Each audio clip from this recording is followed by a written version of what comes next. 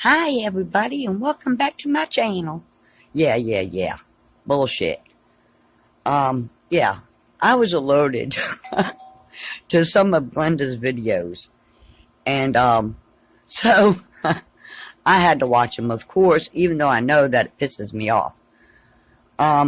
So what content does she have really other than begging and fake crying, trying to get her car fixed?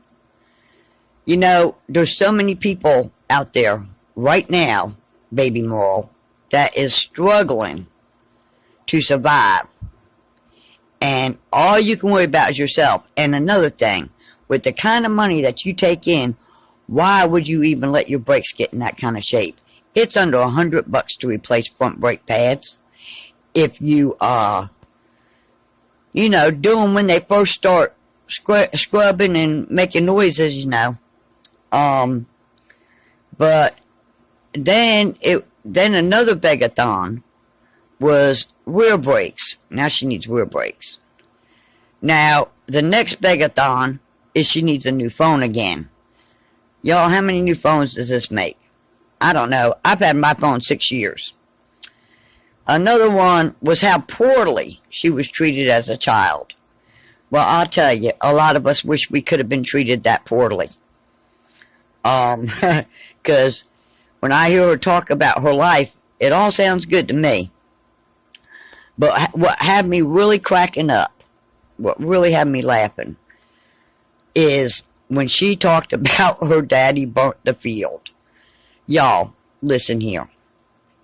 That's a normal, everyday occurrence in the South.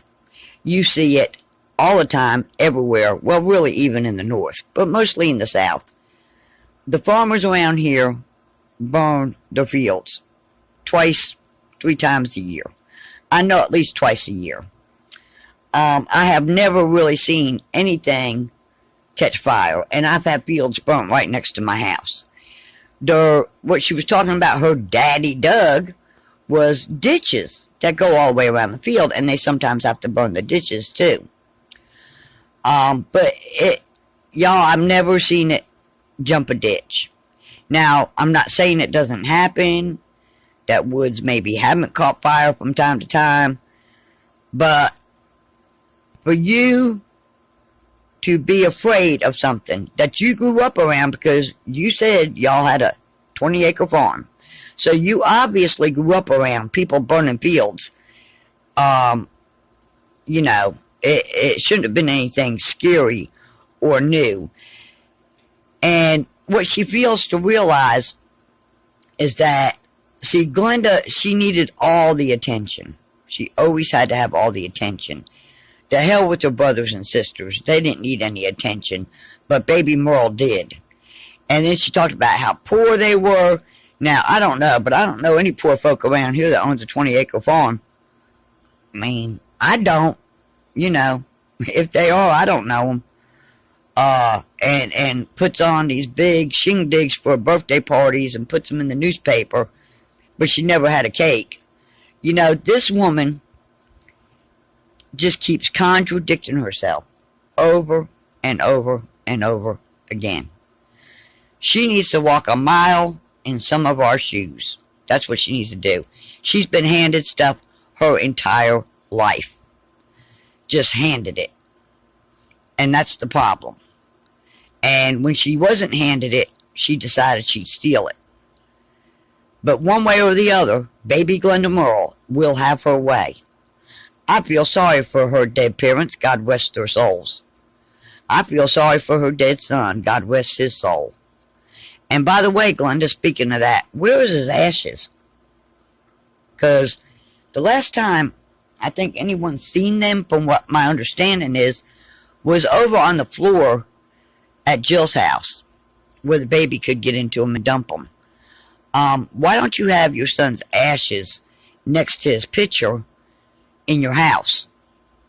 I mean, it just tears you up so bad.